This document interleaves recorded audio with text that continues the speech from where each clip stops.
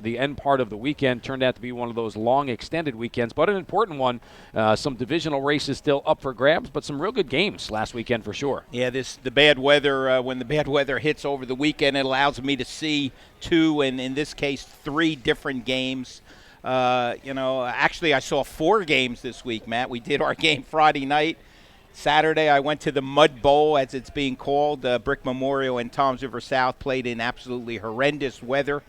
Sunday, I saw who did I see Sunday now? Lacey, I guess. And Southern? No, that Lacey and Southern was Monday. And then I did see a game Sunday. I can't even remember which one I saw. But anyway, the rain creates problems and rescheduling, and it allows me to see some of these teams. But we did have some good football games, and now the divisions are starting to, the cream is starting to rise to the top. Yeah, Red Bank Catholic has clinched the B North division outright. Brick, St. John Vianney, Manalapan, and Shore have taken a tie of theirs. The only one that's still completely up for grabs is the B South, where Barnegat and Central Regional sit right now tied at 5-1. And some of the games certainly of note, we did Brick and Toms River North, the Green Dragons, with another strong performance on the back of their quarterback, Carmen Sclafani, who had 251 yards on the ground. I saw we knew he had a good game, obviously, right, and scored 4 times during the course of the night. I was actually shocked when I picked up the paper and saw 251. Yeah, well, he was our player of the game, and we were keeping track down there on the sideline. And, he just, he doesn't usually go for the 70 or 80-yard run. He just chips away, gets his 25, sometimes 30 carries a game. He gets 7, 8, 12, 15 at a clip.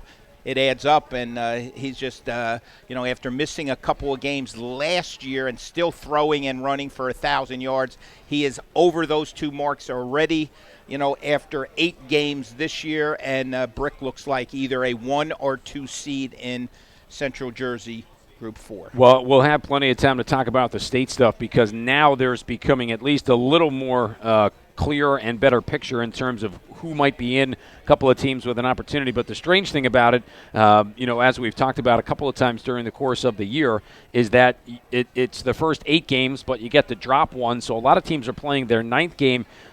For example, our game this week, our Jersey Mike's game of the week, is Red Bank Catholic and Jackson. They're both playing their 9th game of the season. It won't count for the state playoffs, but it'll go a whole lot in determining maybe who the top team in the Shore is, and provide a nice little warm-up for both of those teams going into the state playoffs. As we kidded Ed Guerreri a couple weeks ago when he was on with us on our Thursday night show, he picked up a nice little scrimmage, or the Shore Conference gave him a nice little scrimmage before the playoff run, which begins next Friday night with RBC. So, RBC and Jackson, which is a huge game as far as, people watching and who's going to be 1, who's going to be 3. I believe Jackson right now is currently sitting at number 4 in our poll. But, yeah, it's a good tune-up. Coaches have to understand that nothing can happen point-wise, PowerPoint-wise. So do you play that player that is nicked up? Do you hold them back? Tough decisions to be made by head coaches. We'll save, obviously, the wins for Brick Memorial and St. John Vianney when we talk to both crews that are here during the course of our show. I thought a really important game for Manalapan. You talked about the Braves and referenced their head coach, Ed Guerreri, who was down a couple of weeks ago. 42-3, they knock off Freehold. Maybe a team that, after being beaten up a little bit by RBC, starting to think maybe, how good are we? What are we this year? And Freehold, which has kind of been one of those darling teams of the Shore Conference this year, they got beat up pretty good. That's the other game I saw, Matt. I couldn't think of it. That's the one that was held on Sunday morning at 11 o'clock at Freehold in a field after much heavy rain throughout Saturday into Saturday night. Was held up pretty good. The field was not muddy at all, which kind of surprised me. If you remember, heavy winds set in on Saturday night, and I think that helped dry it out a little bit. But, yeah, Manalapan spotted Freehold an early field goal. They took a field goal. They took a 3-0 lead and then ran off 40-something points, 42 points. Looked tremendous.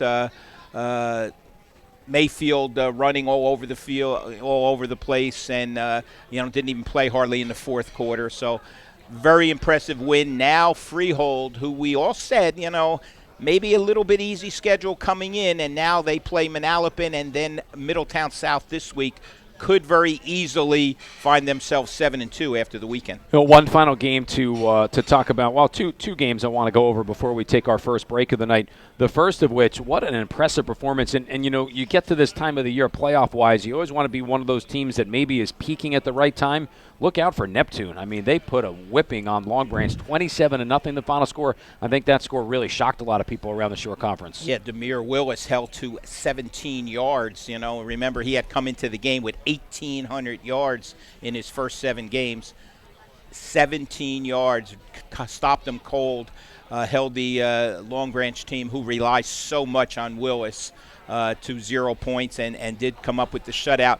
That makes their game this week so interesting because they travel to Toms River North, one of the powers of A South. We've touted the A South division all year as a very tough division. Well, let's see what happens Neptune at Toms River North this week. And, that's one of those crazy ones where for Toms River North, they've played 8 games already. Neptune has not. So for Neptune, this game could have major playoff implications. For Toms River North, it really just becomes another game. Yeah, it's very, very important to Neptune, as they fight their way into the Central Jersey playoffs. But they are hot, and I expect a good one there. I think North will be ready. Last one to talk about became a little bit of an elimination game in the one division that there's no co-champ or anything decided up until this point. Barnegat and Lakewood played a pretty good game at the home of the Bengals, 24-22. Not necessarily pretty numbers, and you think a game 24-22 had some offense to it. Not really the case. Both teams keeping the ball on the ground a lot, and Barnegat able to get a fairly important win. They've been that team that has been kind of difficult to figure out during the course of the season a little bit. Are they going to be able to take that big step forward and just win a division outright? At least they take a step forward with that 2-point win over Lakewood. Well, that division so much looks like a co-championship between them and Central. Both of them have games, winnable games this week. If both win, that will be a co-championship. And the key to Barnegat is Manny Bowen. He's been in and out of the lineup with concussion problems. I think they need a healthy Manny Bowen down the stretch and in the playoffs if they want to make a run. Well, and Bowen was ejected in the game last week against Lakewood, unfortunately for him, because of a situation which involved a punch or a fight. Well, no, actually it wasn't a punch. It was just verbal. I did check that out. We had gotten word over the internet that it was a punch. It was not a punch, so he was ejected from the game and missed most of that game last week. However, he is eligible to play this week. Well, let's go back and talk about ejections real quick before we take our break. We had Brick and Toms River North last week, and the Green Dragons seemingly had 2 players that were kicked out. Now, later on during the course of the week, there's been a little bit more clarification on that, and Ray Fataruso, one of those guys, so important to what Brick does and who the Green Dragons are, he will be able to play this weekend. Yeah, it all comes down to unsportsmanlike and personal fouls.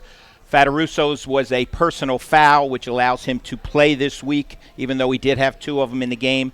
Tommy Leach, however, had a personal, an unsportsmanlike for hitting Mike Husney, the North quarterback, out of bounds. And then as the 2 got up and got in each other's face, Leach headbutted him, which is another unsportsmanlike. So that meant he's ejected, and he must sit this week's game, for Brick against Toms River South. We'll talk some Brick stuff, but we'll do it Mustang-wise when we come back off our timeout. Brick Memorial's in the house here tonight with their head coach, Walt Curry, and running back Connor Owen. We'll do it after this quick timeout. You're listening to the Investors Bank High School Football Show, live from the Water Street Bar and Grill, and we're, of course, on the Shore Sports Network. When game day arrives, Teachers Insurance Plan of New Jersey knows it can be tough to focus on anything other than the action on the field. Luckily, Teachers Insurance has a game plan to get you special rates when it comes to car insurance. Because they only insure members of the educational community, including PTA and PTO members, Teachers Insurance can cover you for less. Plus, all policies include roadside assistance and other great features. Learn more and get a quick quote online at PlymouthRockNJ.com/teachers or 888-391-7234. Jeff Musial, the animal guy, as seen on NBC's Today Show and The Tonight Show with Jimmy Fallon, is coming to New Jersey. See Jeff live and up close as he gives us an amazing look at the world of exotic animals and reptiles live. Now he's coming to New Jersey to entertain your entire family on Friday, November 14th at the Algonquin Arts Center in Manasquan, presented by APP Best Veterinarian winner Seagard Animal Hospital, and Saturday, November 15th at Atlantic Cape Community College in Mays Landing. Jeff Musial, the animal guy. Don't miss it. Tickets and details at jeffanimalguidetour.com or on Facebook at Jeff Animal Guy Tour. This is Marianne Levy, News Talk Radio, WOBM AM 1160 and 1310, broadcast from the Preferred Home Healthcare Studio. Since 1987, Preferred has offered the highest degree of care. Preferred Home Healthcare, where home healthcare is done with feeling. The Jersey Shore's news leader. Listen online at WOBMAM.com and on the Radio Pup app for smartphones and tablets. News Talk Radio. 1160 and 1310 WOBM. I'm meteorologist Dan Zarrow. The chance for scattered showers will continue right through the evening and overnight hours. It'll still be breezy tonight with lows in the mid-40s. Tomorrow, a couple more isolated showers, then some clearing. It'll be windy. Highs tomorrow in the mid-50s. For Saturday, a morning frost or freeze, then partly sunny skies. Highs in the upper 40s. And then Sunday, a few early morning showers. Highs in the lower 50s. I'm meteorologist Dan Zarrow on News Talk Radio WOBM AM 1160 and 1310. You're listening to the Investors Bank High School Football Show at the Water Street Bar and Grill in Toms River on the Shores Sports Network. News Talk Radio WOBM AM 1160 and 1310 and WOBMAM.com. And we welcome you back here live on a Thursday night, getting set for week number 9, kind of the unofficial end to the regular season. Of course, there'll be some Thanksgiving Day games, but state playoff action will begin not this weekend, but the weekend after. And a team that is smack dab in the thick of the playoff race right now in South Jersey, South Jersey Group 5 to be exact, are the Mustangs at Brick Memorial. And their head coach, Walt Curry, is good enough to give us some time with a senior running back and linebacker, Connor Owen. Guys, good to see you. How are you? Good. Thanks for having us. Thank you for having us. Nice to have you down here. Good season so far, Coach. We'll start with you. 5-3, and I feel like going into the year, you were one of those teams that no one quite knew what to expect out of. Oh, he's not the only guy we have that's like Connor. I wish we could have brought 10 or 15 or 40 other guys with us tonight. We had to pick one, but Connor's one of those guys. He represents Brick Memorial well, he's been a leader for us on and off the field. Connor, good season so far for you individually, 520 yards, unofficially 7 touchdowns, among the team leaders in tackles and 63. What I want to talk about is the game last week. You know, as Coach Sarluka kind of said, dub the Mud Bowl at your place. You strike me, even just seeing you kind of walk around here for a couple minutes, you strike me as a guy that really kind of enjoyed playing in those type of conditions last week. What was that like for you?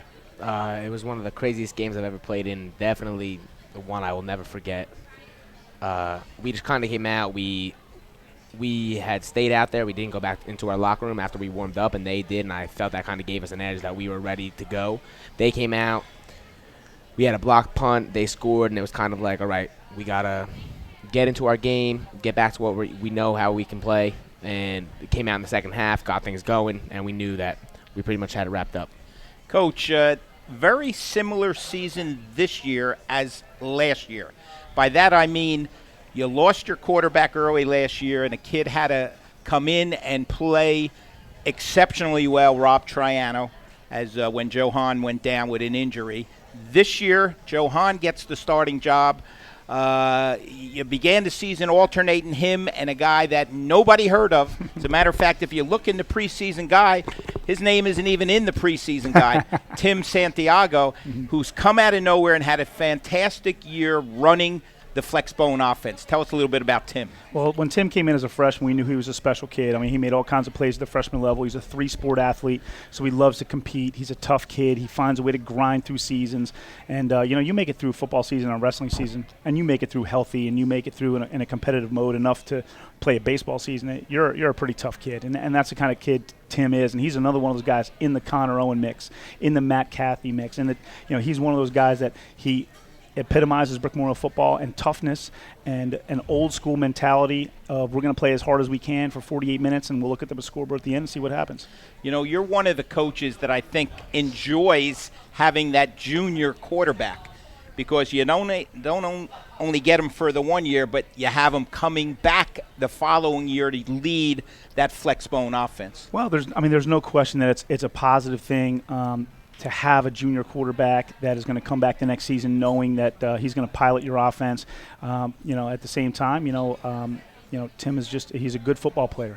In spite of how old he is or what grade he's in, he's just a good, solid football player, and we're expecting big things from him down the stretch. Okay, we do have to talk about the injury that he sustained a couple weeks ago. I was at the game Saturday, the Mud Bowl, as I called it, and I noticed he had a boot on the sideline with an injured ankle. Give us, tell us what you can about the injury and his status for this week. Well, the boot was more precautionary than anything else. We just wanted to make sure that as he was on his feet that he rested it. But he is in NFL vernacular probable. He's practiced all week. He's looked good. He's got his burst. So there's nothing that tells me right now that he won't play tomorrow night. Connor, for you guys as a team and you being one of the leaders as a senior on this club, I want to go back to the beginning part of the season because the way that it started, obviously not great for you guys. You got beat up by your crosstown rival Brick on opening night, but then able to put together 4 consecutive wins. What's the conversation like after that game? I mean, is it let's try to put that to bed as quick as we can and move forward? Because everyone probably feel like we could be a pretty good football team, but I would think there has to be some question marks after you lose the way you did on opening night.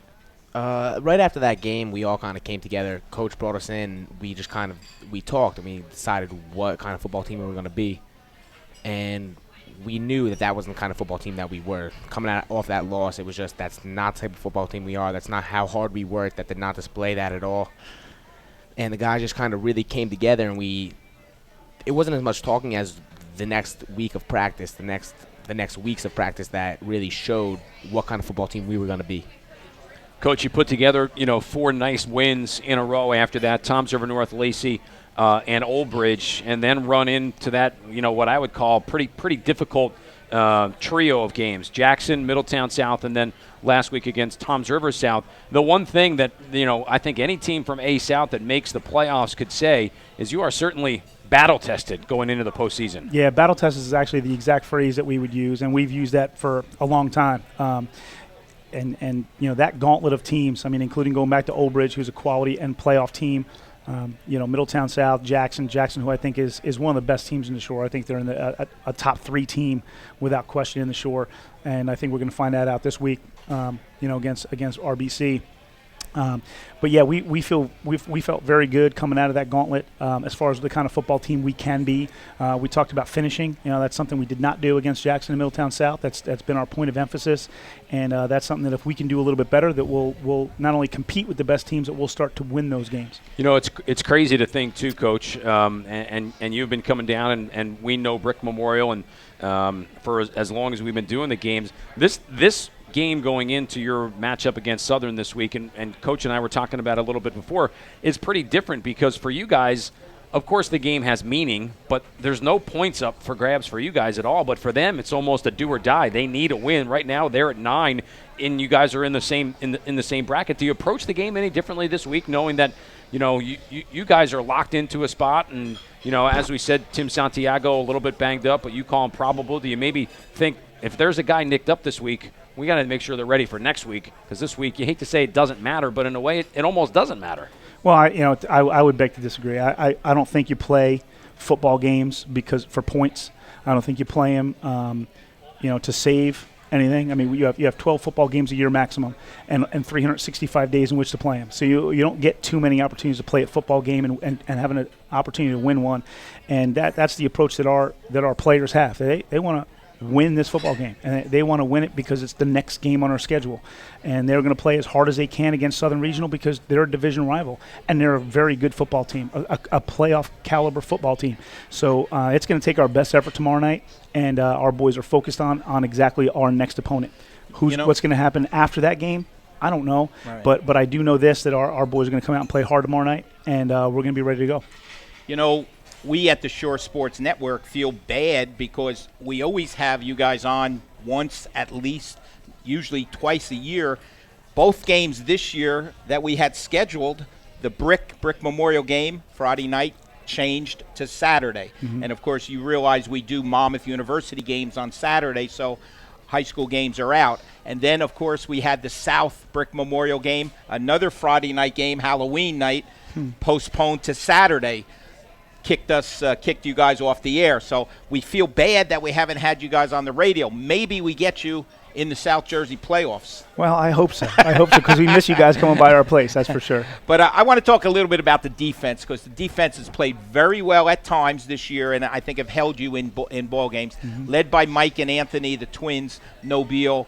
Tell us a little bit about the Pete Brennan-led defense. Well, Pete's done a great job. I mean, he's done a great job along with Mike Cintron, Jimmy Bright, of organizing the defense, coming up with a solid game plan every single week, and most importantly, communicating that game plan to our boys and making sure it's cohesive and thorough. And they do a great job of preparing. And our boys do a really great job being students of the game. They're not just football players. They're not computers you can program either. They're high school kids who have other things in their plate, other than what they do after school. They're taking physics, they're taking whatever classes they're taking. So I give a lot of credit to our boys for staying extra and watching extra film. They've done a good job of preparing themselves mentally, emotionally, and physically every single week and giving us a chance to win. Connor, describe this football team to our listening audience in a couple of words. What kind of team is this? First words that come to mind, definitely hard-nosed, hard-working.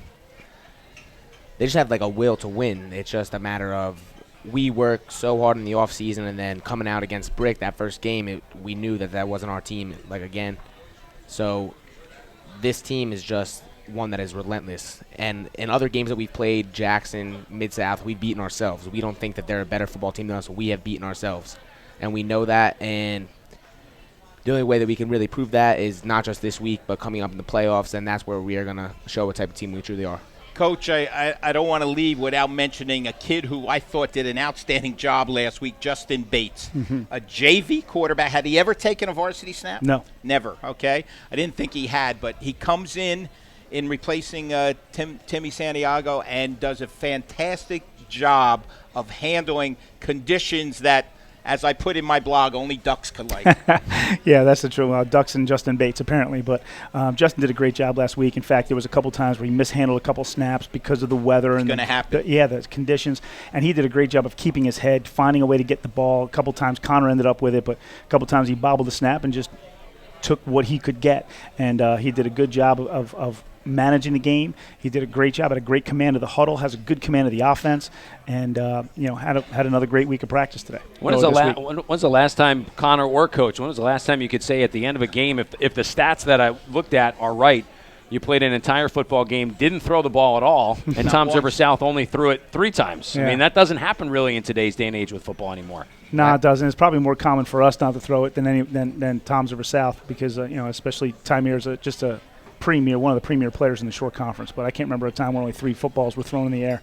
Connor, for you guys, and I understand that your coach is sitting right next to you, but information is so easy to get out for student athletes today. Things are on Twitter, and I have my computer on, and you can see what everybody's doing. And the mantra is always take it one game at a time, and I know you guys play Southern coming up this weekend, but how often do you or maybe the guys in your locker room have a pretty good working knowledge of where you sit in the state playoff picture in your bracket?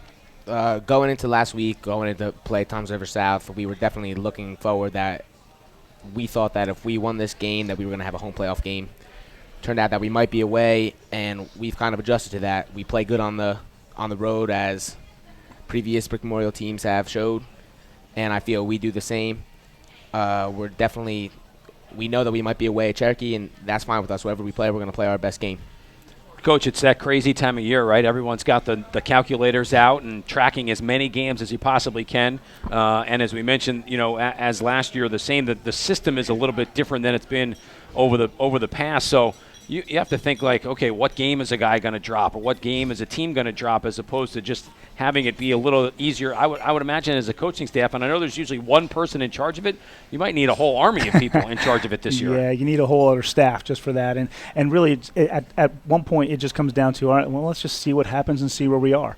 And we'll go from there. But it's really difficult to sometimes predict, and it's impossible to predict. even to just try to project where you might be. Are we going to be home? Are we going to be on the road? Or who are we going to play is a completely different animal. Coach, right now, right now sitting in fourth overall in South Jersey Group 5 with 106 points. By the way, go ahead. Yep. Coach. Yeah, I was just going to say, new section this year, new teams. First time for you in South Jersey division, right?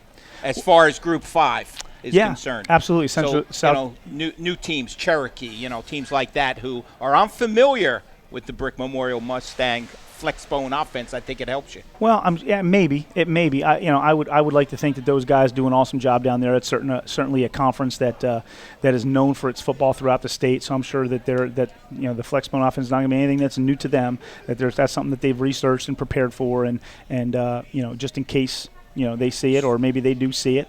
I'm sure those guys do. The quality of coaching down there is real good. So I'm sure they'll be well prepared. Connor, before we wrap this one up, you are a senior, so I always like to let guys know, or let guys have an opportunity to talk about it. College plans for you? I'm not really sure yet. I've gotten some interest from some schools, but there's nothing definitely yet. Depends on how the season ends, I believe, and I'll just see where it goes from there. You'd like to play college football? Yes, I would. Well, that's great. Congratulations so far, both of you and the entire program. Good season. Keep it rolling. Get a hard-fought win. I'm sure it'll be a hard-fought game, certainly against Southern Regional. I look forward to tracking you guys in the playoffs. Thanks so much, both of you, coming down tonight. Thank you. Yeah, thanks for having us. We'll take a quick time out here. When we come back, we'll talk Lancer football with some of the crew from St. John Vianney that are in the house. We'll do it right after this quick pause. You're listening to the Investors Bank High School Football Show on the Shore Sports Network. Looking for something to do Friday nights? Head to Jersey Shore Arena in Farmingdale, where it's Friday night DJ skating from 7:45 to 10:30 with a live DJ and light show. Just $10 admission and $4 skate rental. The new Learn to Skate and Learn to Play Hockey sessions begin in November, and there's still time to join the Fall Youth House League. Stop in today to register. Days off from school? Have fun and join their daily public skating. Visit Jersey Shore Arena, 1215 Wyckoff Road in Farmingdale, or jerseyshorarena.com. Hey sports fans, no matter what team you root for, Water Street Bar and Grill in Toms River is the place to catch all of your favorite sports action. With nearly 30 HD TVs bringing you every football game, great drink specials like $2.75 domestic drafts, plus amazing food deals including $2 sliders and $5 margarita pizzas, Water Street provides the ultimate atmosphere. And if you're looking for the ultimate stress-free Thanksgiving, Water Street is your place. Enjoy all the holiday staples. Baker's Water Street is located across from Huddy Park on Roberts Parkway in downtown Toms River. Visit bakerswaterstreet.com. When game day arrives, Teachers Insurance Plan of New Jersey knows it can be tough to focus on anything other than the action on the field. Luckily, Teachers Insurance has a game plan to get you special rates when it comes to car insurance. Because they only insure members of the educational community, including PTA and PTO members, Teachers Insurance can cover you for less. Plus, all policies include roadside assistance and other great features. Learn more and get a quick quote online at PlymouthRockNJ.com/teachers or 888-391-7234. Jeff Musial, the animal guy, as seen on NBC's Today Show and The Tonight Show with Jimmy Fallon, is coming to New Jersey. See Jeff live and up close as he gives us an amazing look at the world of exotic animals and reptiles live. Now he's coming to New Jersey to entertain your entire family on Friday, November 14th at the Algonquin Arts Center in Manasquan, presented by APP Best Veterinarian winner Seagard Animal Hospital, and Saturday, November 15th at Atlantic Cape Community College in Mays Landing. Jeff Musial, the animal guy. Don't miss it. Tickets and details at JeffAnimalGuyTour.com or on Facebook at Jeff Animal Guy Tour. Hey sports fans, no matter what team you root for, Water Street Bar and Grill in Toms River is the place to catch all of your favorite sports action. With nearly 30 HD TVs bringing you every football game, great drink specials like $2.75 domestic drafts, plus amazing food deals including $2 sliders and $5 margarita pizzas, Water Street provides the ultimate atmosphere. And if you're looking for the ultimate stress-free Thanksgiving, Water Street is your place. Enjoy all the holiday staples. Baker's Water Street is located across from Huddy Park on Roberts Parkway in downtown Toms River. Visit bakerswaterstreet.com. Looking for something to do Friday nights? Head to Jersey Shore Arena in Farmingdale, where it's Friday night DJ skating from 7:45 to 10:30 with a live DJ and light show. Just $10 admission and $4 skate rental. The new Learn to Skate and Learn to Play Hockey sessions begin in November, and there's still time to join the Fall Youth House League. Stop in today to register. Days off from school? Have fun and join their daily public skating. Visit Jersey Shore Arena, 1215 Wyckoff Road in Farmingdale, or jerseyshorarena.com.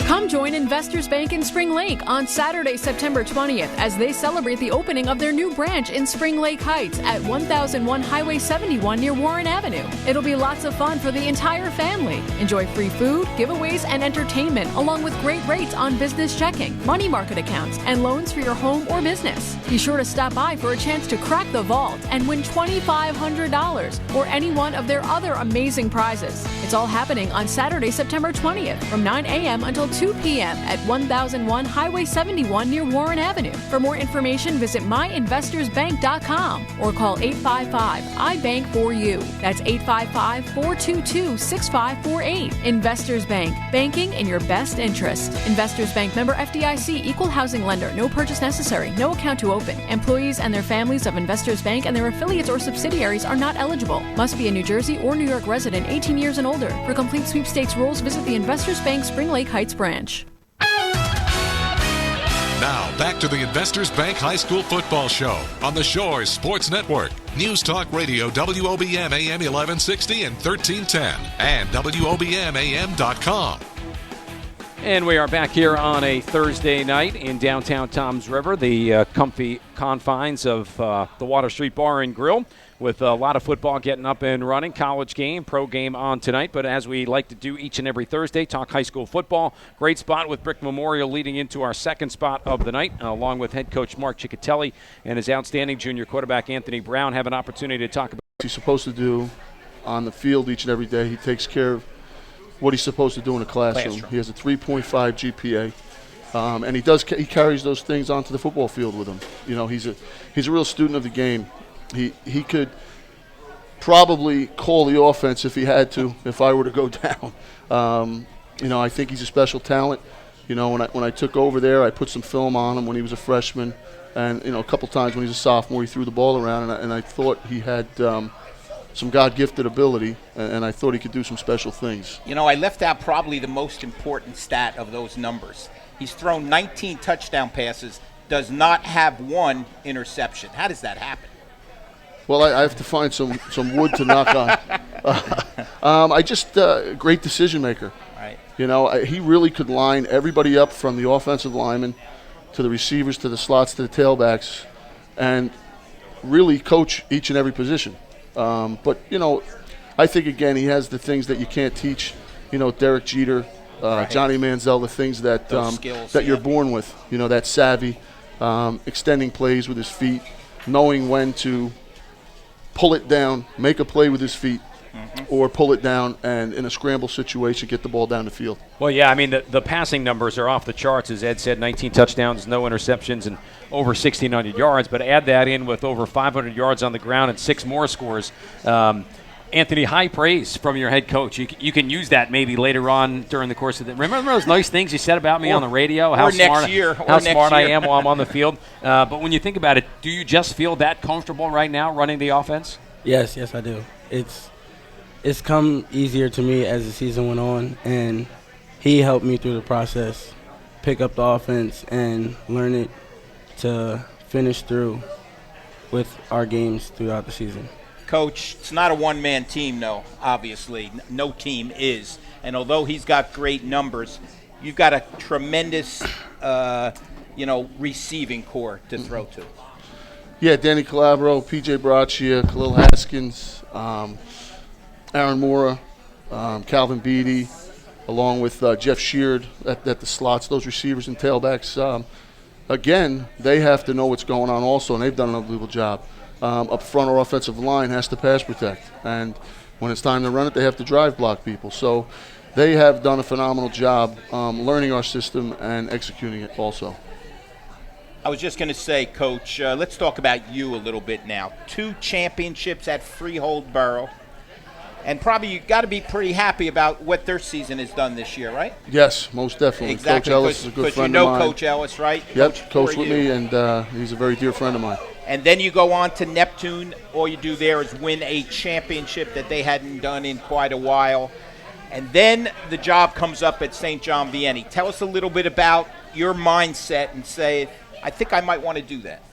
Well, first and foremost, again, those schools that, Freehold and Neptune, I was very fortunate to have some very good players and an unbelievable coaching staff who enabled, as a family and a team, we were able to do those things and do some special things. When St. John Vianney opened, I thought it was something that could be very special. When I met with the administration, the president, the principal, the athletic director, without their support and everything that we talked about and discussed, none of this would happen. Right. So, again, I think with our facilities and some of the things we have to offer academically, I really think it's a place that we haven't even scratched the surface yet of what we can do, what we're going to do. Anthony, the season that you guys have had up until this point at 8-0, and obviously playing in A Central, you've already locked up at least part of a division championship. At what point of the year, because I'm looking at the schedule and the scores that you guys have, and the closest game you had was week 4 against Rumson. Is that maybe the point of your year that you and the rest of the team, after you get through that one, you almost look and say, we've got an opportunity to not just be a pretty good football team, we've got an opportunity to be maybe a great football team after a win like that? Yes, we had a tough game against Rumson Fairhaven, but we should have beat them by a lot more if we would have did the things we were supposed to do and execute the plays that Coach Ciccatelli called, and on defense wrapped up. But otherwise, after the Rumson game, we knew we could be a great team if we finished throughout that one. Coach, how have you been able to, because this is success that for St. John Vianney hasn't happened. It's not a traditional power program where year in and year out wins and playoff berths are easy to come by. And I know the season hasn't been easy at all, but you are 8-0, and again, looking at your scores, you've blown a lot of people out. How do you keep the players on your roster grounded so that they realize, the biggest games and the toughest games are still yet to come? Well, again, I think from day one, we talk about when we put the pads on, whether it's for practice or for a game, we're going to go 110%. Control the controllables. We don't get caught up in who we're playing, what we're doing. We talk all the time about if we're winning 50-0 or we're losing 50-0, play the game the right way, respect the game, respect our opponent. We have a motto, toughness, hard work, discipline, where, again, when we put the pads on, play 110%. Coach, I want to mention a couple of other guys here. Your kicker, Joe Rice. All he's done is make 47 out of 49 extra points, 4 for 6 on field goals. He's a nice weapon to have. Sure is. Most of the times in high school, when you have a kicker like that can put the ball in the end zone and the team has to go 80 yards, drive 80 yards to score, right, you're in a good position, right, with the touchback, and he's done that on numerous occasions for us. In high school, most of the time that ball gets kicked to the 15, they run it back, they're at midfield, 1st and 10, they only have to go 50 yards. So he's been a big weapon for us. Right. Even in the red zone, being able to get the 3 points on the board, yeah. Right. The other guy I want to mention is a coach, okay? I think one of the more important positional coaches is your offensive line, defensive line coach. You've got one that I know you're familiar with, and I know he came over with you from Neptune, Mike DeLucia. Very important to put the offensive line together. No doubt. Mike has been with me through our years at Freehold and Neptune and now at St. John's. Again, first and foremost, he's like a family member. That was one of the most important things when I met at St. John's, to have those guys that have been with me come there with me also. But he does a phenomenal job. He really does. A real student of the game. He was a heck of a player at Freehold, and at Rutgers, and I can't say enough about him. Anthony, this week you guys will wrap up your regular season, a Saturday afternoon game at Manasquan. Traditionally one of the Shore Conference powers, difficult place to play. I'm sure that they are loving the fact that it's raining today, and they probably will put their sprinklers on at some point tomorrow, even if it clears up. As you look and watch film during the course of the week and you see Manasquan, tell me what kind of football team you guys will be playing against on Saturday. We're playing against a tough football team that everybody knows that when you put the pads on against them, they're coming out to play their best game. And this is their last game of the regular season, and it's against us, and we're 8-0, and they're 3-4. So they're looking to knock us off. And, you know, coaches, we talked before with Walt Curry, you know, the way that the state picture is this year, you've played your 8 games, so you'll go in at 7-0, essentially.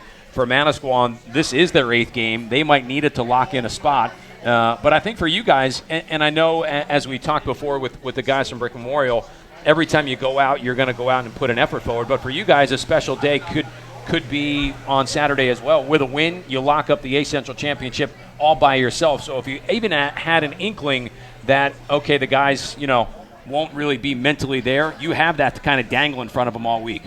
Yeah, we've talked about, you know, that all week, and we talked about that early in the summer. Our first, you know, we have three goals, and you know, the first one was opening day. The second one was our to win the conference division championship, and the third one was to win a state title. So we took care of the first one. Right now we're trying to take care of the second one, but you know, again, we're gonna run into a football program and a football team that has a lot of tradition. And when you watch them on film, they're coached the right way. They play hard, and they're a pretty physical football program. Let's talk about the third one, because you opened the door for us, so we're going to kick it in a little bit. You play in, obviously, an extremely difficult group, non-public Group 3, and the comparison will certainly now start to emerge between yourself and Red Bank Catholic, the 2 last undefeated teams, and you're both in the same group and could potentially play somewhere along the way. As you analyze that group, because as I'm looking at it, Del Barton, they played their 8. Red Bank Catholic played their 8. St. Joe's Montvale has 1 more to go. You've played your 8. Pope John has played their 8. So you pretty much know in a way where everyone is going to be. It's a pretty difficult road for anyone that is going to come out and call themselves the non-public Group 3 champion. It sure is. You know, we have our hands full. But again, you know, we have to take care of what we do and control the controllables. You know, if our kids, if they give their best effort and we come out with a loss, hey, we'll all sleep at night. If we leave something on the field or we leave something in practice because we're not prepared and we don't do what we're asked or they're asked to do all week, then there's a problem. But again, it is a very tough field, and you know, we're excited about where we're at right now as a football program. You know, we've talked a lot of offense today, but even though you're scoring 44 points a game offensively, you're only giving up 16. And I like defense. And offense sells tickets, but defense wins championship. You know how the saying goes. Tell me a little bit about your defense. I agree 100%. You know, the old cliche, defense wins championships, you know, is something that we preach each and every day. You know, Coach Cavanaugh, our defensive coordinator, his brother Nick Tyson, Sal Spompanato, we have so many guys, Jimmy Reed, Nick Martish. They do an unbelievable job of coaching those guys each and every day. And early on, you know, right now we're starting 5 sophomores. So early on we were playing some of those guys in the offensive line. We had a couple sophomores that are now playing defense for us that, you know, they've become a little more, acclimated in the offensive line, and we didn't want to overwhelm them. So right now they're playing some defense for us, and they're doing a great job. But again, you know, like baseball, if they can't score, they can't hit. You need pitching. You know, defense is what's gonna help you win that championship. Anthony, you've got a whole nother year, obviously, and as Coach said, you know, very smart on the field, could be a coach. Obviously, your numbers and your athletic ability has been on display all year long, and a good student in the classroom. But the whole other piece of this is, I'm sure right now you're getting a lot of letters and a lot of contact from some college coaches. When you add that into the equation, how difficult is it for you to kind of stay focused on what's going on the field and in the classroom? I just pay attention to my schoolwork and what I have to do for my teammates to win. I don't really pay attention to recruiting as far as getting into it towards like them offering scholarships, sending letters. I just like to pay attention to my schoolwork and helping my coach win the championship. Ironically, Matt, I don't know if you know this, but he did receive his first offer this week from Liberty University. Am I correct, Coach? Yes, he did. He did. Yes. So, ironically, that's who Monmouth plays. That's true. This week. I'll be there on He'll Saturday. He'll be there broadcasting the game down in Lynchburg, Virginia, but pretty good school and a pretty good program down there. But the first, I'm sure, as you said, Matt, of many offers this kid's going to get. Yeah, no doubt about that. St. John Vianney 8-0 to open up their year. They'll wrap up their regular season against Manasquan, and then enter at some point that non-public Group 3. The state playoffs will start the weekend of the 14th and the 15th. Anthony, one more before we let you go. As you look at that bracket and see some of those teams in there, just even from a short conference standpoint, and again, I know your coach is right there and you'll play whoever you play, somewhere deep down inside, I would have to think the guys at St. John Vianney would love to see Red Bank Catholic just even a little bit somewhere along the way in the state playoffs. You're allowed to answer. You're allowed to answer. I promise you won't get yelled at the next day in practice. We would love to, but that's not what the bracket says, and we're just going to play who the bracket puts us up against. Yeah, you're thinking about blue shirts right now, Manasquan, right? Yes. Coach, you've trained him well, for sure. You've trained him well. Guys, we appreciate you coming down here. I know it's a little bit of a hike, and we've been looking forward to talk about you guys live and in person. Good luck on Saturday against Manasquan, and obviously continued success. Keep that run going. One of 2 teams remaining undefeated right now in the Shore Conference. Coach, appreciate it. Thanks for bringing Anthony down. Having us. Anthony, Thank you. Continued success. Stay healthy on the field, and best of luck. Thank you. That is St. John Vianney, their head coach Mark Ciccatelli, and their outstanding junior quarterback Anthony Brown. Will step out here for a quick timeout. When we come back on the other side, we'll be talking some Monmouth University football, all live from the Water Street Bar and Grill in downtown Toms River. This is the Investors Bank High School Football Show on a Thursday night on the Shore Sports Network. WOBM Lakewood Township, WADB Asbury Park, a Town Square media station. Live from the Preferred Home Healthcare Studio, this is the Jersey Shore's news leader. Listen online at WOBMAM.com and on the Radio Pub app for smartphones and tablets. News Talk Radio, WOBM AM 1160 and 1310. Cool and breezy with scattered showers tonight. I'm Rosetta Key, WOBM News. 3 New Jersey men and a woman from New York face theft and fraud charges after allegedly filing false applications to get Hurricane Sandy relief money. The defendants are accused of falsely claiming their properties in Seaside Heights, Brick, Little Lake Harbor, and Highlands were their primary residence.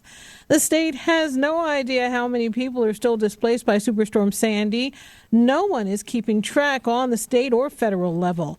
Adam Gordon with the Fair Share Housing Center says this proves how disorganized the recovery effort is. You know, we're 2 years after Sandy, and there's just a trickle of money that's out, and people are still getting the runaround. He says the state should benefit from working closer with mayors and local organizers that are dealing with displaced families firsthand. Jersey Shore weather, windy and colder with isolated showers Friday, then some clearing with highs in the mid-50s. See the stories you hear anytime at WOBMAM.com. Fox News Radio. I'm Ron Flatter. American air attacks on Middle East targets scored a big get last night. A man who has been arming an organization working with Al-Qaeda. A senior U.S. defense official confirmed to Fox News that David Drugeon was killed, the target of the airstrikes in Syria last night, a 24-year-old French bomb maker who converted to Islam after his parents divorced when he was 14 years old. Drugeon was a member of the Khorasan Group, an elite group of Al-Qaeda fighters and bomb makers who migrated to Syria from bases in Pakistan.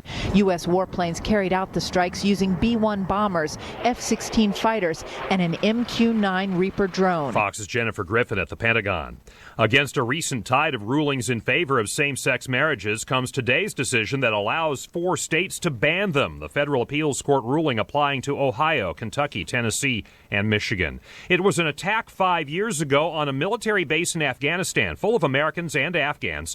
A Russian army officer suspected in the attack will be back in federal court tomorrow in Virginia to face terrorism charges, the first foreign prisoner to be brought to America after being held in Afghanistan. Fox News is told that the case of 55-year-old Erik Ilgiz Hamdulin is a test run for whether detainees held in Afghanistan can be successfully tried in federal court because the White House is unwilling to send new detainees to Guantanamo Bay for military trials. Fox News is told that over the last year, the administration has released some detainees, more than a handful in Afghanistan, because there was not enough admissible evidence to bring them to a U.S. federal court, and Guantanamo was simply not an option for the Obama administration. Fox's Catherine Herridge in Washington. An immigration activist who hid out at an Oregon church this fall has been arrested. El Salvador native Francisco Aguirre is accused of illegal re-entry into America. He was deported after a drug conviction 14 years ago. Fox News Radio, fair and balanced. It's the hard truth. In today's world, negative experiences quickly find a way to go online. One disgruntled customer, a bad employee, or broken personal relationship can easily post an ill-advised photo, tweet, rumor, story, bad review, and there it is right on page 1 when you search your name or business online. In the past, you had no way to fight back. Well, now you can. Grab a pen and take down this phone number or store it in your cell phone, but call 1-800-460-5733. That's 1-800-460-5733. When you call, you'll get free info that'll show you how a reputation management company can easily build positive online content for you and legally bury negative information. This is not something you can do on your own. Don't lose any more business or miss out on another personal or business opportunity because of what is wrongfully being said about you online. Take control of your internet search results. Call 1-800-460-5733. That's 1-800-460-5733. Hurry, don't delay. Call 1-800-460-5733 today. Republican election victories Tuesday. President Obama will meet at a White House lunch tomorrow with incoming Senate Majority Leader Mitch McConnell and House Speaker John Boehner. One topic likely to come up, immigration, with Boehner warning the president should not reform it on his own. I've made clear to the president that if he acts unilaterally on his own, outside of his authority, he will poison the well, and there will be no chance for immigration reform moving in this Congress. It's as simple as that. Still, Press Secretary Josh Earnest promised the president will do it. The question that the president has before him is, should he take executive action that he believes would be good for the country? Is the president going to take that action? And the answer is yes, the president is going to take that action. Boehner also promised votes to repeal Mr. Obama's signature health care law. Fox's Mike Emanuel at the Capitol. Still no formal call of victory in Virginia for Democratic Senator Mark Warner, but he says he's confident his 16,000 vote lead over Republican Ed Gillespie will hold up. You may not recognize the name of an inventor who just died, but you are familiar with the most famous product. If you've ever had a casserole, you know his invention. Corningware goes. Stanley Donald Stuckey, who got his Ph.D. in physical chemistry from MIT, discovering glass ceramics, what became the still popular product Corningware, purely by accident in 1952, when he was heating some glass and the oven malfunctioned. Cooks loved being able to bake and serve and freeze food in the same super strong dish. The military used it in guided missile nose cones. Stuckey, who held more than 60 patents and received a National Medal of Technology from President Reagan, was 99. Jane Metzler, Fox News Radio. Gasoline went down another 0.8 of a cent a gallon today. I'm Ron Flatter, Fox News Radio.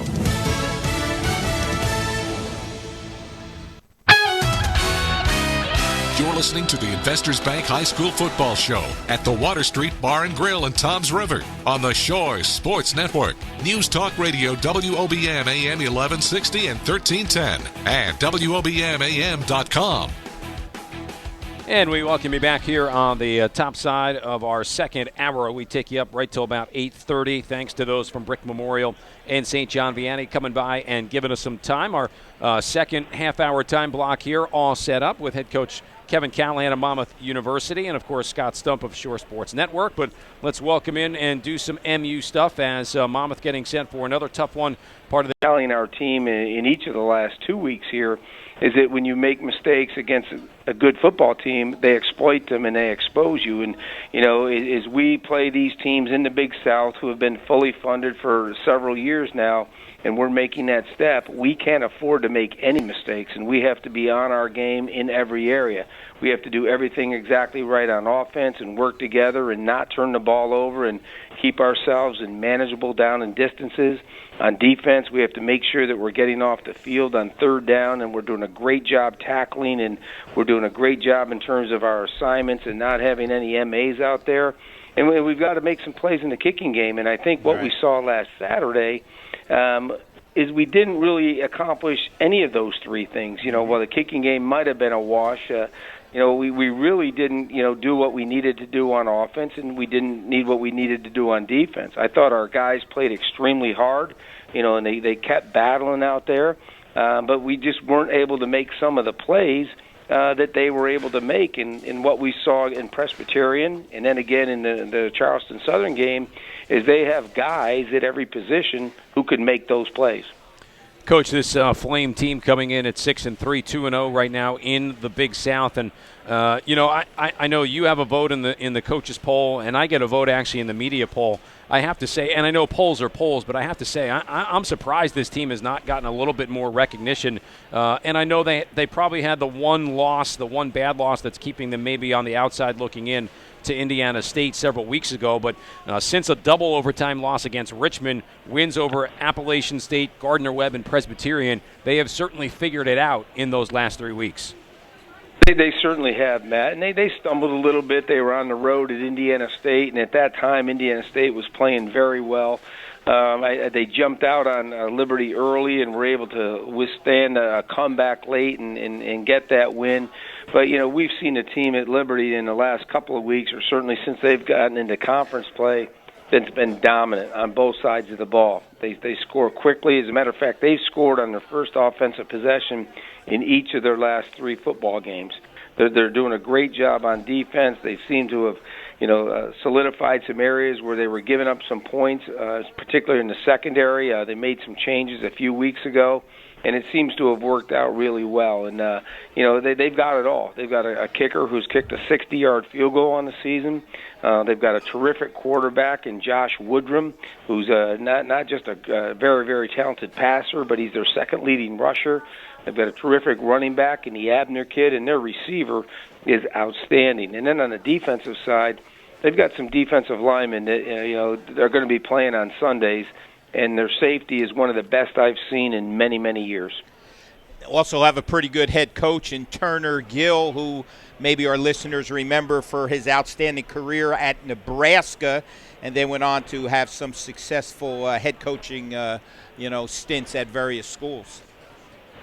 He was also a professional baseball player as well. I don't know if you guys know that. I do know that. He played here in Williamsport, I think, Williamsport, Pennsylvania, for a portion of his career, and was in the minor league system. And I remember watching him when he was a quarterback for the Nebraska teams. And as a matter of fact, he and I spoke about that last year when we were down there. And then he kind of resurrected the Buffalo program, went on to University of Kansas, and is now at Liberty, and does a terrific job. And a great guy, and his his teams are very, very well coached. Coach, after beginning the year at 5-1 for Monmouth, the 2 losses, hard fought against Presbyterian, tough one last week against Charleston Southern. I think that people probably looking on the outside and in would say, Monmouth in a new league, maybe they shouldn't be there. I don't know that that's necessarily the case at all, and I know that you would second that. But what I have seen over the course of the last 2 weeks are 2 teams in Presbyterian and Charleston Southern, and having seen Liberty last year, that are extremely fast to the football and physical. Those are the 2 things. If I said the biggest difference between the first 6 weeks and the last couple for Monmouth, it's fast and physical has been just off the charts against the 2 opponents that Monmouth has played. Well, that's absolutely right, Matt. And, that's the name of the game. As you step up the level of competition, that's where you see it. It's size, but it's how they move and how physical they play. And, I think we match that physicality. But, when you have to do that 5 weeks in a row, it wears on you a little bit. And one of the things I always look at, and Ed, you'll appreciate this, is when you watch a defense play, count how many missed tackles there are. And, Matt, you were at the Presbyterian game. I don't think they missed 1 tackle in a one-on-one situation. And the same was true last week. That Charleston Southern group, they didn't miss tackles. They were there, and they put people down. And I think that demonstrates not only their athleticism, but their speed and their physicality. Well, one of those kids that is not missing too many tackles is Mike Basile, right up there in the Big South statistics with his tackling ability. I want to mention him, and I also want to mention Levon Chaney, who leads the Big South in all-purpose yards at 141 per game. Talk a little bit about those 2 guys, again, as we seem to do each week. Both of those guys are doing a terrific job. First of all, Mike Basile, to do what he is doing and has done as a true freshman, coming in, making that transition from a high school player to a college player, understanding the scheme, getting the concepts, getting a great feel for all the nuances that go into playing the safety position, at least in our scheme, and then being able to go out there and do it on Saturdays week after week after week, as he has done, is just a testament to his preparation, to his ability, and to his background that he got at Brick Memorial High School. He's a terrific player, and the sky's the limit for what Mike can accomplish. Right. And then you mentioned Levon Chaney, and early in the year we had KB Asante, a returning 1,000-yard rusher, and he was going to be the guy, or he was the guy we were going to hang our hat on, and we were going to pound away with him because he's such a physical downhill runner. Levon was going to be used as the change-up guy, and we were going to put him in maybe on some third downs and spell KB when he needed to. And now Levon has become the guy, and he's much different than KB. He's physically, his stature is probably the opposite of what KB's is, but he's still been able to maintain his explosiveness. He's able to catch the ball out of the backfield. He's able to run the ball.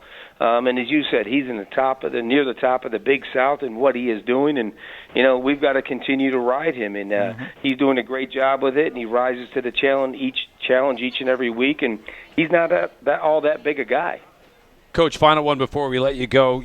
We mentioned fast and physical, and the game is certainly a big part of that, but the mental part of the game as well. Curious to know, and you and I talk obviously several times but between games, curious to know just where mentally you feel like this team is after two losses against now two Big South teams, but then looking at the schedule, Liberty, who, at least on paper, a little bit better than the first two, and then Coastal Carolina, and I know we're not talking about that until next week, but mentally after such a great start at 5-1, having lost the last two, where you feel like your team still is? Well, we're ready to go, Matt. I mean, our team knew back in the spring when we were entering the Big South that there was going to be significant challenges each and every week. And in those challenges, the way our schedule unfolded, we're going to increase each week. And we've gone through 2 weeks of Big South play, and now we're getting into the third week. And our guys have put the other two games behind them, and they're all focused on Liberty. They're excited about the opportunity to go play a great football team in a great venue. They're excited to continue this trek into the Big South, and our morale is good. We had a terrific practice today. Our guys are fired up. They're ready to go, and we'll see what happens on Saturday afternoon. Well, I just wanted to say enjoy your weekend in Lynchburg. I spent 4 years. I spent 4 years down there watching my daughter play field hockey at Lynchburg University. It's a great little town. And I'm sure you'll enjoy, about 20,000 fans cheering against you Saturday, right? We'll have 20,000 of the craziest fans I think I've ever seen. They know everything about our team, every player on our team. It's really incredible. But I thank you guys for that. But, hey, before I get off, I just want to pass along the condolences of the entire Monmouth football program to Kevin Williams upon losing his father. I know that, all of us who have been in that situation understand, how significant an event that is, and I just want him to know that all of us are behind him and our prayers are with him, and we're there for him. Thank you. Coach, we will certainly relay those messages along, and as always, good luck this weekend. I'll see you down there in Lynchburg Saturday afternoon. Okay, Matt. Thank you very much. That is head coach Kevin Callahan. The Hawks will be down in Liberty University to take on the Flames. What we'll do is we'll take a quick timeout, and when we come back, our final guest of the night in his cleanup spot. That is Scott Stump of ShoreSportsNetwork.com. We'll do it after this quick pause. Take a quick peek at week number 9 coming up right after this on the Shore Sports Network.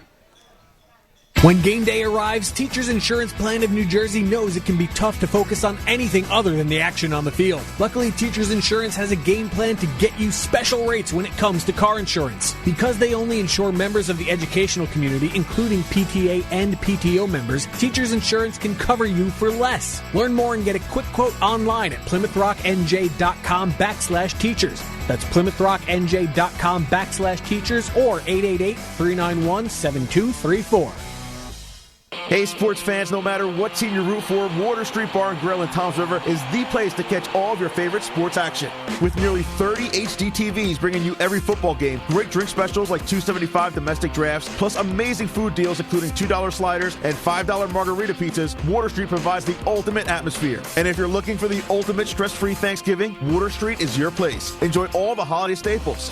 Baker's Water Street is located across from Huddy Park on Robbins Parkway in downtown Toms River. Visit bakerswaterstreet.com. Come join Investors Bank in Spring Lake on Saturday, September 20th, as they celebrate the opening of their new branch in Spring Lake Heights at 1001 Highway 71 near Warren Avenue. It'll be lots of fun for the entire family. Enjoy free food, giveaways, and entertainment, along with great rates on business checking, money market accounts, and loans for your home or business. Be sure to stop by for a chance to crack the vault and win $2,500 or any one of their other amazing prizes. It's all happening on Saturday, September 20th from 9 a.m. until 2 p.m. at 1001 Highway 71 near Warren Avenue. For more information, visit myinvestorsbank.com or call 855-I-BANK-4U. That's 855-422-6548. Investors Bank, banking in your best interest. Investors Bank, member FDIC, equal housing lender. No purchase necessary. No account to open. Employees and their families of Investors Bank and their affiliates or subsidiaries are not eligible. Must be a New Jersey or New York resident 18 years and older. For complete sweepstakes rules, visit the Investors Bank Spring Lake Heights branch.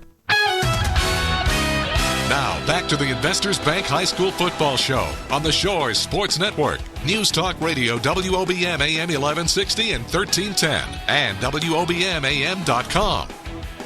Final spot of the night in his regular, right as we get set to get off the air in about 10 minutes from now from the ShoreSportsNetwork.com. He is Scott Stump, our executive editor, who's good enough to give us some time as we get set for a big matchup tomorrow night in our Jersey Mike's game of the week. Jackson will play host to Red Bank Catholic. The Caseys right now sitting number 1 in our Shore Sports Network top 10. Jackson at number 6. Scott, as we say good evening, it's myself and Ed Saraluca here tonight. Some interesting games on the schedule this week for sure, going into the playoffs next weekend. Yeah, and I think the crazy thing is because so many teams have moved their Thanksgiving games so early in the season, you have a lot of these weird matchups where there's some teams playing for their playoff lives and other teams that have already played their 8 games. So the 9th game, not really a huge deal other than in the win-loss standings. So it's interesting to see games like, Southern Brick Memorial, Lakewood Point Borough, Freehold Borough, Middletown South, where it's really crucial for one team, but on the other hand, for the other team, it's not really going towards any of their power points. And our game that we'll have tomorrow on 1160-1310, that Red Bank Catholic at Jackson game, both of those teams have already played their 8 games. So in a game that's probably and should be as anticipated as just about any during the course of the regular season right before the playoffs, this game for both teams, and of course, I understand as we talk to both coaches tonight, every game has meaning, but there is a little bit of a different feel to it when it doesn't count towards the state playoff picture at all. To me, I think it's crazy. Yeah, it's a strange situation, especially because the last thing you want in a game like this is an injury. So when you're going full bore after the win, is there a point where you call off the dogs and you don't want your star players in there knowing there's bigger things ahead? But in the positive column for that game, I think it's going to help both teams, as long as everybody stays healthy, really get prepared for the playoffs. I think in past years, RBC was playing lesser teams, and then they'd have to bring it up 10 notches in that non-public Group 3 bracket. Jackson Memorial, also a very difficult bracket with, in Central Jersey Group 4. So in that way, I think it really helps them that they get a quality game and they see an excellent opponent before every game from here on out is going to be difficult. Yeah, I know I understand what you're saying, Scott, but I'm going to disagree. I think if anybody gets a minor nick or a bruise early in that game, you're not going to see him the rest of the night. It's just obvious that has to happen because you've got to get yourself ready for November 14th. I mean, it's just a plain case of, I'm black and white. I mean, so if the guys can want to gut it out in a normal game, that means the conference championship, or it means that we have to win to get in, then you could gut it out. But you just can't risk the big injury, especially if it's to a star.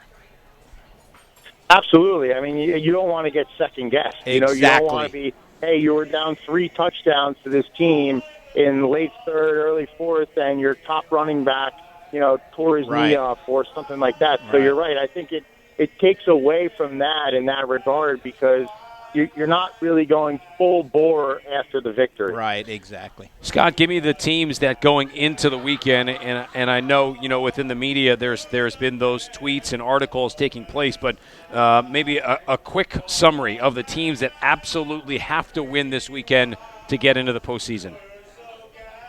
Well, you have Middletown North that has to beat Freehold Township to at least give itself a shot there in Central Jersey Group 4. And then you have, Neptune, which has a tough game against the Toms River North team playing its 9th game. They got to make sure that they don't get jumped from the teams behind them, right, and also in that Central Jersey Group 4 bracket. And then you have a Southern team playing for its playoff life against the Brick Memorial team playing its 9th game. You also have a Lakewood team also trying to avoid getting jumped by other teams. They got to play Point Borough, who can only get residual points at this point in Central Jersey Group 2. That's another big one. Red Bank Manchester, Ocean Colts Neck. You have teams like that have to get a win just to give themselves a shot to sneak in late into the bracket. But, yeah, it's an interesting thing because there's not really that game where it's two teams that both have to win a game to get in. It's a lot of situations where it's one team playing its 8th game against another team playing its 9th game that doesn't count. Crazy system, isn't it, Scott? Yeah, you know what? My thing is, because so many teams are moving Thanksgiving games, it's really making it chaotic. And right, in the sense of, if everyone just got rid of Thanksgiving, then to me, play the just first make 8. all 9 games count towards the playoffs, and maybe you can drop one. Right. But because there's these lingering 8 or 9 Thanksgiving games, you still have to keep it as 8 games. And I think that makes it a difficult system because, like an RBC or Jackson get a ton of points out of this game, or, Freehold Borough, if they upset Middletown South, you get a bunch, or Brick Memorial. And then you start thinking, are these games going to not shake out well because one team is resting their guys? Sure. And you look at a Brick Memorial. Tim Santiago was in a boot last week.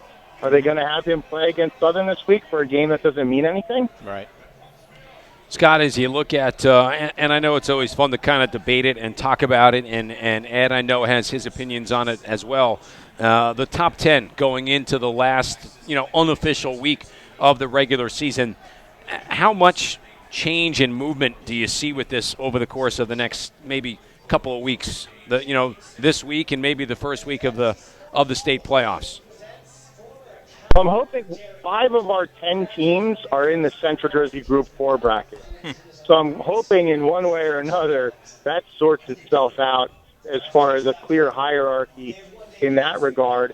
One game, if St. Joe's Montvale loses to number 1 Paramus Catholic in the state this week, then St. John Vianney on residual points might have a shot at the number 3 seed, which means a potential semifinal game between RBC and St. John Vianney, 2 of our top 3 teams. I would love to see that, just to see that get settled on the field. And then you have teams like a Rumson, who fell out of the top 10 this week, but could become storming right back in if they win Central Jersey Group 2, as well as a Shore Regional that's a favorite in Central Jersey Group 1.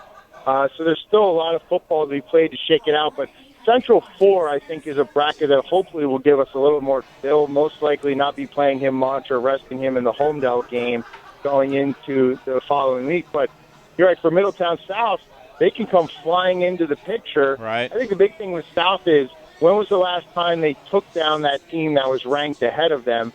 Currently, we have them ahead of Rick and Jackson because their only losses are to South Brunswick, who could be the number 1 seed in that bracket, or at least top 2, and to Manalapan, number 2. So I think with that game, you're going to at least see is South really rounding into form in the playoffs. Are they going to be the team that defending champion Brick or Jackson Memorial doesn't want to see in that potential semifinal round of the playoffs? Still a lot of fun games to talk about and debate over. Scott, as always, appreciate the knowledge. We'll look forward to seeing you over the course of the weekend, my friend. All right, guys. Have a great weekend. Scott Stump of ShoreSportsNetwork.com. You can obviously read all his articles during the course of the weekend. Follow his tweet. He is one of, if not the very best around. Music means we are up against it. Great show tonight. Walt Curry, Connor Owen from Brick Memorial, Mark Ciccatelli, Anthony Brown from St. John Vianney, head coach Kevin Callahan, Scott Stump, for my partner Ed Saraluca. Matt Harmon saying so long here from Jack's Goal Line. I was going to say from Jack's. How about that? Water Street Bar and Grill in downtown Toms River. Tom Tremblay and Harrison Tremond, our engineering crew. You've been listening to the Investors Bank High School Football Show from the Water Street Bar and Grill in Toms River on the Shore Sports Network. This has been the Investors Bank High School Football Show at the Water Street Bar and Grill in Toms River on News Talk Radio WOBM AM 1160 and 1310 and ShoreSportsNetwork.com. Tonight's show was presented by Investors Bank, banking in your best interest. Join us again next week. And for a complete look at